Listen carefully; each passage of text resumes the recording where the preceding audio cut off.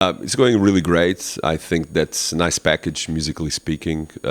We all know most of the bands from before as well, and that kind of helps the atmosphere. When it comes to the shows, I mean, after we did the metal fests back in the spring, we, you know, build up some audience over there.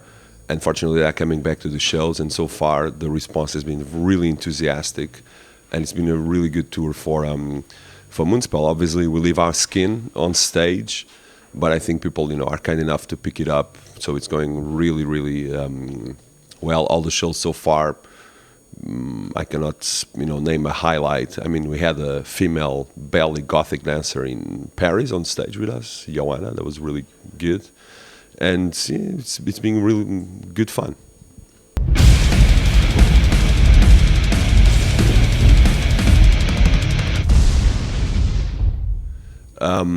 I mean, starting off by the end, I wasn't following up that much what Peter was doing with Pain throughout the years. I knew when they came up with "Shut Your Mouth," which is a great song, by the way. So it's curious to see they became such a diverse band or a project. I think they're a real band, and I could see on their set list influences from rock and roll and AC/DC and Airborne. So it's definitely a killer act to play with. Scar of the Sun, it's a Greek band. I just started to know them now. Lake of Tears, definitely one of my favorites on this tour because I used to know them from the 90s, that they had a big gap. But I think it's great music.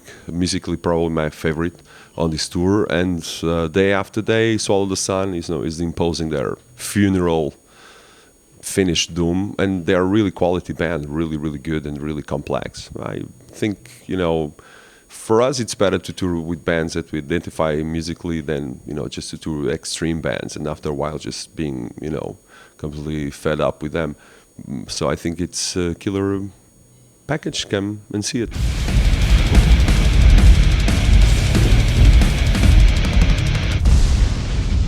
Well, most of these 4 years was spent still on the road. We didn't stop from Memorial to Night Eternal. There was always tours coming up and new festival seasons. And we kept on touring while writing Alpha Noir and Omega White. So it was a question of all this road we had to do. But also on the other side, we wanted to take more time to release this album. Night Eternal was an album that we did in a flash, but it kind of worked. But this time around, we wanted to do something more of a musical experience, record at home, most of the stuff. And basically, there's not a very good answer. We were just not in a rush. We earned our time on the road, and with Memorial and Night Eternal to devote more time into music, because that's always, in the end of the day, the goal of any metal musician. So it was basically just a conscious choice. It's not that we took a sabbatical year or vacations. Whenever we were off the road, we were in the studio, and vice versa. And 4 years were gone, and we didn't even notice in a way.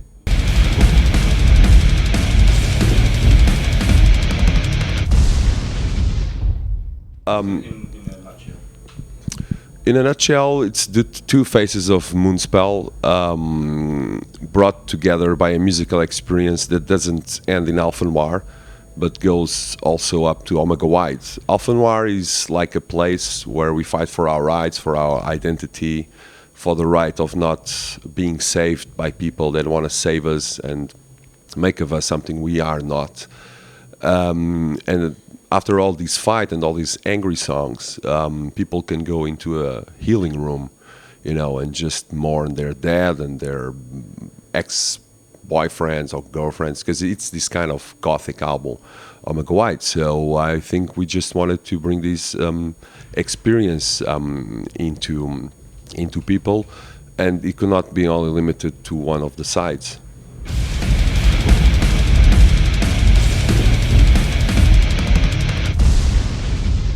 Well, when we started writing for Alpha Noir and Omega White, there were three songs that showed up. It was Lycanthrope, Love is Blasphemy, and White Omega, which is the opener of Omega White. So from that moment on, we decided to go on and make a double album. So the Omega White comes as a kind of darker twin. It's like you have two kids. One is the rebellion one that goes out in the school and raises hell and fights for freedom. The other one is the guy that will write the poetry in the book and read in the room and read the books.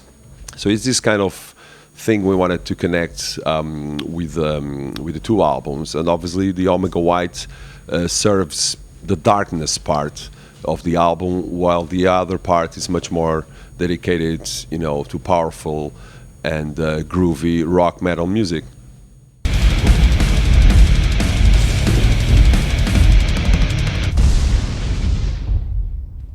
After Steamhammer and SPV bankrupt, we still had one album. They did a great job for Memorial Night Eternal, hands down. But I think then they went out, signing really huge bands, and I think that eventually became in the way of bands such as us or Camelot or Creator, which were bands that were in Steamhammer doing really well.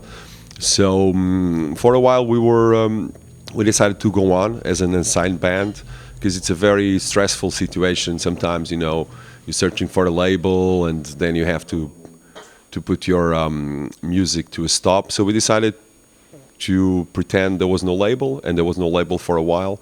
And we went composing and recording and being independent also for a while, until Napalm Records and a few other labels show up with their interest on us, and we decided to go for Napalm Records because we identify with the project. They also have underground roots that we also have, and they're trying to expand. And so far they did a great job for this album. They are signing really good bands right now. So we're happy, to be signed by Napalm Records right now.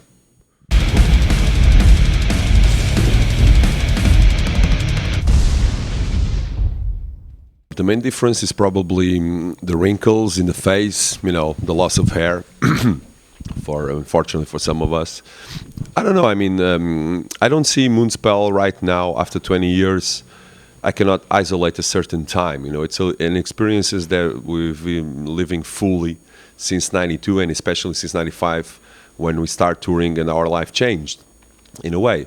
So basically, in a certain kind of twisted way, we still have the same goals as in the beginning, and we still have the same strength and will to survive as a Portuguese band inside, a market that is way competitive, and that people will look much more to bands coming out from the usual place like the UK, US, Scandinavia, than to what Portuguese bands are doing. So we kind of also,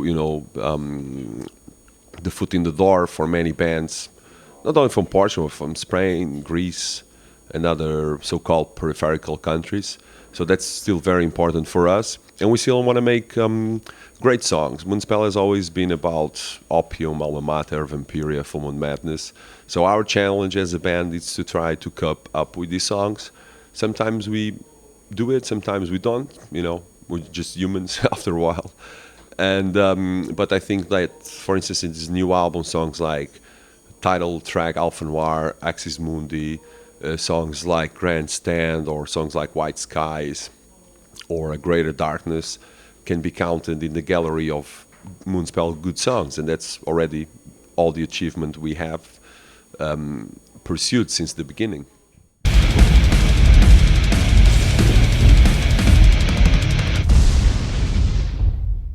Well, we do feel the crisis when we are at home, and also when we travel abroad. Believe me, it's a very different scenario that awaits you in a club when there is a crisis going on and where there is not, Oh, the backstage sounds, atmospheres. So I think, honestly, we have created throughout the years our own hamster wheel. We're a Portuguese band, but we have an international profile. Most of our songs, most of our shows are played abroad, and unfortunately, even though we have a great exposure and great results in Portugal, we cannot count in our country to support us as a band. So we're kind of lucky, even amidst the Portuguese situation, that we get, always to play, and we are booked up to, I don't know, August 2013. So we kind of staying solid. But I think that all these crises, there's a lot of misconceptions about it. A lot of, sometimes we even feel that people think Portuguese are kind of, let's say, people do not pay their debts. But there's more to the story than all of this. I think the mistake is trying to harmonize the lifestyles and the goals of the many different European countries. Portugal doesn't have anything to do with Germany, as Italy doesn't have to do anything with Sweden. I think Europe is composed of this difference, and I think when people try to annihilate this difference, I think we are in a bad path, really, and not only economically but socially. So yeah, we feel the crisis not only because people have less money, but in Portugal they feel way more depressed, and that kind of struck us, obviously.